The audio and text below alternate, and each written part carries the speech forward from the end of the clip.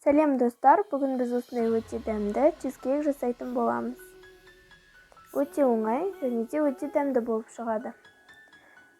Ең алдымен 100 грамм сары майымызға 200 грамм ұнымызды салып, сары маймен бірге үгітеміз.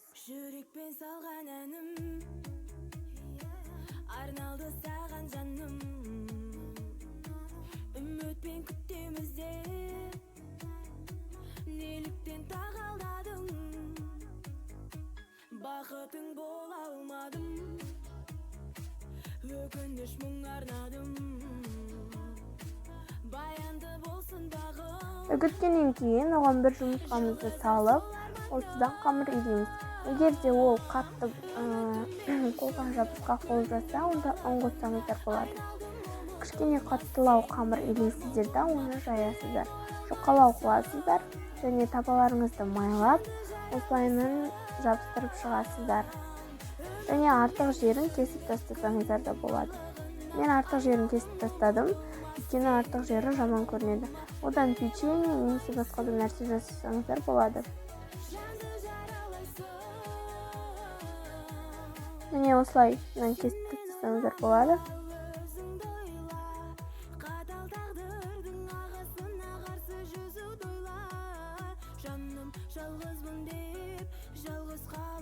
Ал енді начинкасын дайындайтын боламыз. Оған 300-400 грамм творог, бір жұмыртқа, екеуін қосып араластырамыз, және де 200 грамм қант қосамыз. 200 грамм қант қосып, барлығын миксермен араластырамыз. Ол сұйықтау масса шығу керек.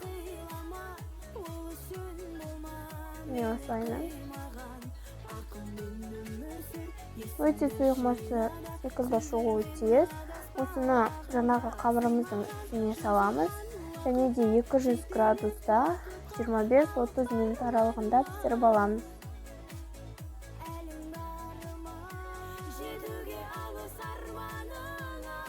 Негізі өздеріңіздің пештеріңіздің мөлшеріне қарап жасайсыздар, яғни пісіресіздер. Егер де ол қатты қызатын болса, онда оны 150 градусқа қоясыздар, немесе 180. Осымен дайын. Сау болыңыздар, менің арнама тіркелуді ұмытпаңыздар.